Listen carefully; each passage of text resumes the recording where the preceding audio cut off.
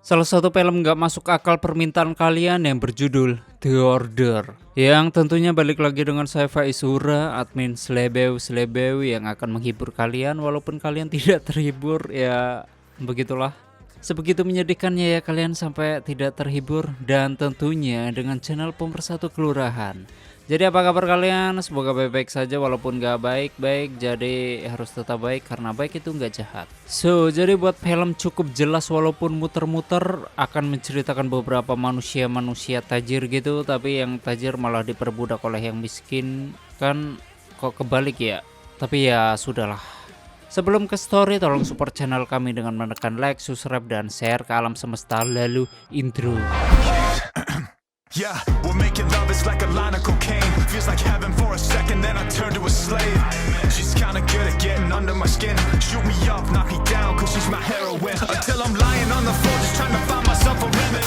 Selamat datang di channel Zura Fardin dan selamat menonton. Story diawali dengan sebuah rumah sakit yang sudah penuh dengan para pasien, yang kemudian para pasien tersebut dipindahkan ke rumah sakit lain dengan alasan kondisi yang semakin darurat. Lalu ada seonggok kakek-kakek yang bernama Roland, dan dia dimintai tagihan biaya rumah sakit oleh dokter sebanyak 200.000 peso atau senilai 55 juta. Lalu ada sepasang kekasih yang bernama Marin dan Alan, dan mereka sedang joget TikTok mungkin di dalam sebuah pesta. Tak berselang lama, datang sebongkah laki-laki yang bernama Daniel yang merupakan adik Marin. Sedangkan Marin dan Alan merupakan sepasang kekasih yang akan menikah. Marin sendiri, dia merupakan anak seorang bangsawan. Dan sudah pasti, tamu yang diundang merupakan orang-orang kaya. Waktu ibu Marin yang bernama Rebecca sedang cuci tangan, ia mendapati airnya berwarna hijau dan wajahnya terlihat sangat ketakutan. Kemudian ia mencoba mengajak suaminya yang bernama Ivan untuk melihat keadaan air. Anehnya, saat kembali air telah terlihat bening dan bersih. Lalu Ivan menegaskan kepada istrinya untuk tidak khawatir dan menikmati pestanya. Namun di sini, Rebecca tampak sekali tidak santai dan sangat gelisah. Bahkan beberapa kali ia mondar-mandir keluar masuk ruangan. Lalu kemudian ia menyuruh pembantunya yang bernama Martha untuk mencari orang yang membawa cat hijau, yang sepertinya orang yang terkena cat hijau sangat dijauhi di sini. Sementara itu, setelah menyambut beberapa keluarganya yang datang, Marin sangat terlihat gembira dan menari bersama.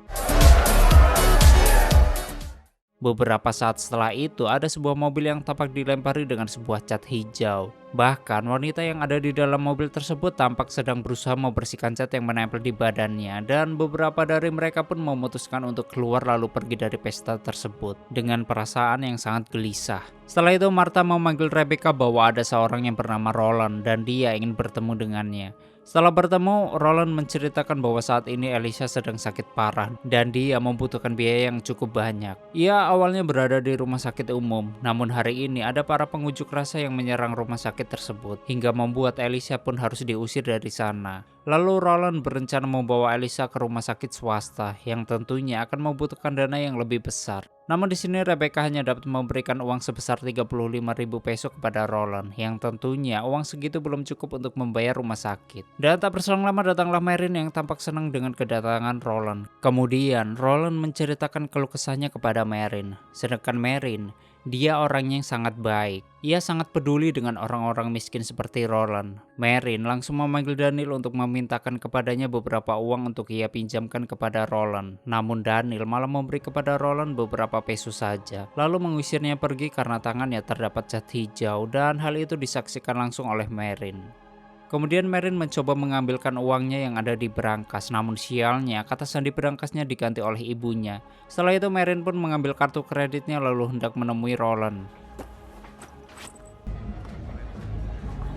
Namun menurut hansip yang bernama Feli, Roland telah pergi 20 menit yang lalu. Kemudian Marin pun mengajak Christian untuk pergi menemaninya menemui Roland di rumahnya. Namun sialnya penghulu sudah datang dan acara pernikahan antara Marin dan Alan akan dimulai. Lalu Rebecca memerintahkan Martha untuk mencari di mana Marin berada. Kemudian Felix memberitahukan bahwa tadi Marin sedang bersama Christian dan pergi keluar membawa mobil. Akibat hal itu, Martha pun mencoba menelpon Marin dan memberitahukan bahwa penghulu sudah datang. Marin lalu menjawab ia tidak akan lama dan sebentar lagi ia akan pulang. Namun nyatanya saat ini jalan sedang diblokade oleh polisi karena ada unjuk rasa yang memblok jalan-jalanan umum. Saat di jalan, Marin dan Christian sempat mendengarkan berita bahwa para pengunjuk rasa semakin menggila, brutal, dan gitulah.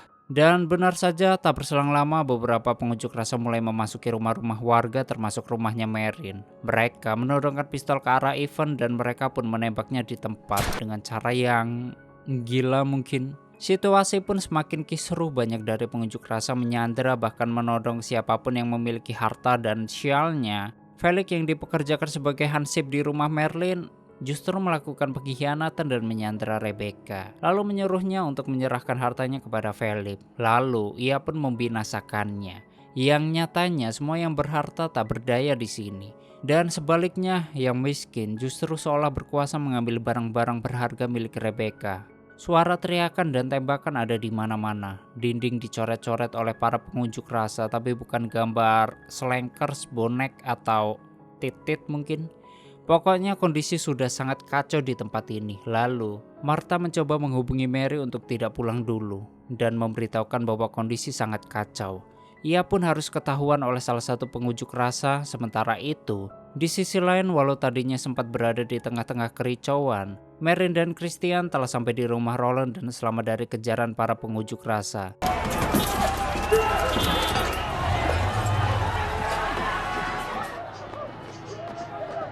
Situasi sangat ricuh hingga malam hari.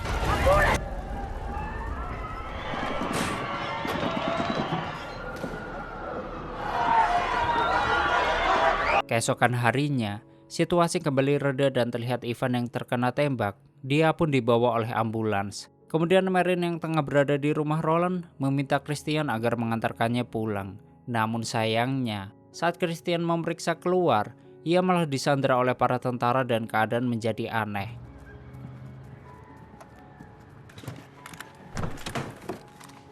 Kemudian para tentara tersebut menjumpai Marin dan mengatakan kepada Christian kalau merekalah yang akan mengantarkannya pulang. Kemudian saat di perjalanan, tentara tersebut malah melucuti seluruh perhiasan yang dipakai oleh Marin. Pada awalnya kita mengira hal itu dilakukan supaya Marin tidak terlihat sebagai orang kaya. Dan hal itu aman dari para pengunjuk rasa.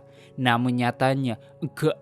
Mereka sama halnya seperti para pengunjuk rasa yang haus akan harta dan tahta yang merampas harta milik orang kaya. Setelah berjalan semalaman, Martha pun akhirnya pulang dalam keadaan selamat dan menanyakan keberadaan Marin. Di sini Christian menjawab bahwa Marin diantar pulang oleh para tentara, yang nyatanya para tentara tersebut tidak mengantarkan Marin pulang ke rumahnya, melainkan ke markas mereka yang dimana markas tersebut sudah dipenuhi puluhan orang yang disandera oleh mereka.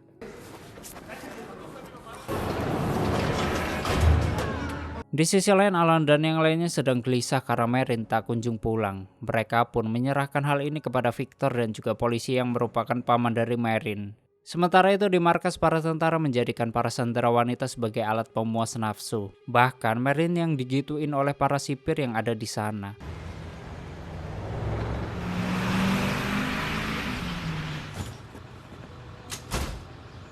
Setelah 1 bulan lamanya, Marin pun tak kunjung ditemukan, sedangkan Ivan, dia sangat khawatir dengan keadaan putrinya.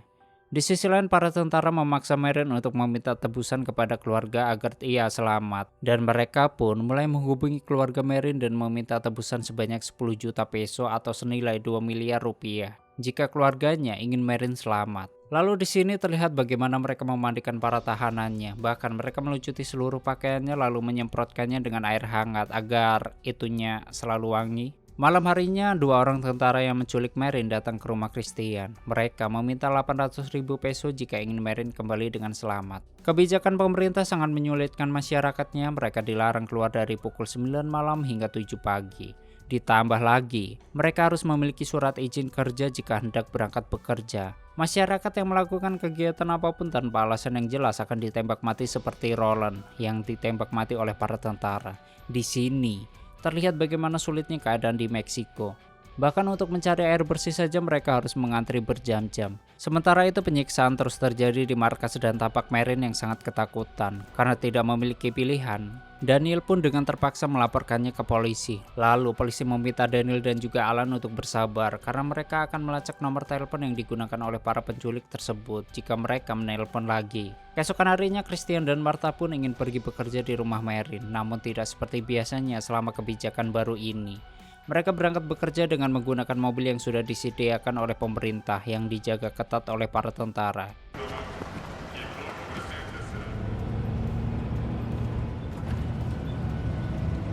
Kemudian Christian datang dan menemui Daniel lalu menjelaskan maksud kedatangannya kemari. Daniel pun menyampaikan kepada Ivan bahwa ada 2 orang tentara yang akan mengembalikan Marin dalam keadaan selamat. Jika tebusan yang mereka minta dibayar yaitu sebanyak 800.000 peso. Karena Ivan sangat kaya dan ingin Marin selamat, dia pun menyanggupinya.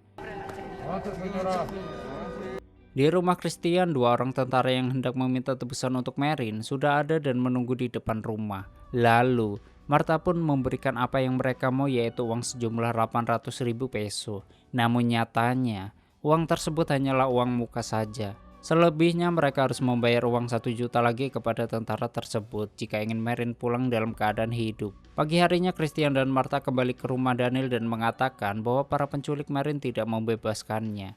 Mereka meminta 1 juta peso lagi kepada keluarga Daniel. Mendengar hal tersebut, Daniel pun kecewa lalu menelpon Victor dan malah melaporkan Christian dan Martha sebagai penculik Marin. Kemudian 2 tentara yang meminta tebusan kepada keluarga Daniel ditangkap oleh polisi, sedangkan Martha dibawa ke suatu tempat. Kemudian dari sini lokasi Marin ditemukan.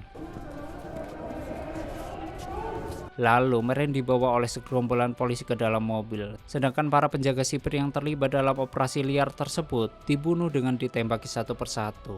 Kemudian di perjalanan tampak raut wajah gembira dari Marin. Ia merasa senang bahwa dirinya selamat dan bertemu dengan keluarganya lagi. Namun bukannya dibawa pulang ke rumahnya, Marin justru dibawa oleh para polisi ke rumah Christian. Di sini, Marin terlihat bingung dan melihat Christian sedang berada di ranjangnya. Tak berapa lama setelah itu terdengar sebuah tembakan pistol yang dilontarkan oleh polisi. Lalu polisi itu pun membunuh Christian tepat di depan kamar mandi tempat Marin dibinasakan. Dengan begini, usai sudahlah kasus penculikan, pemerkosaan, serta pembunuhan terhadap Marin dengan Christian sebagai kambing hitamnya.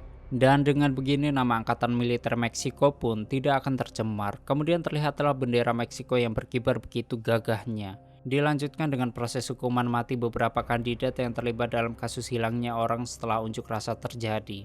Termasuk Martha yang dituduh sebagai dalang atas penyekapan Marin. Dan inilah Orde Baru lalu tamat.